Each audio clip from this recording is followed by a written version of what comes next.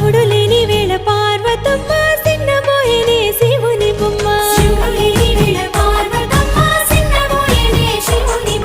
మూడు కన్నుల వాడి ముద్దుల గుమ్మ పువ్వులతో పూజల్ని పొందేనమ్మా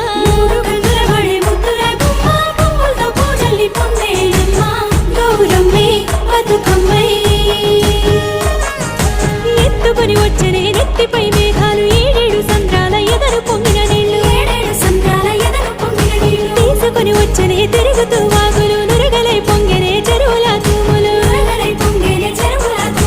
ఉత్తరం దక్షిణం నువ్వెక్కిపోతుంటే తంగేడు బొమ్మలు బంగారమై కూస్తే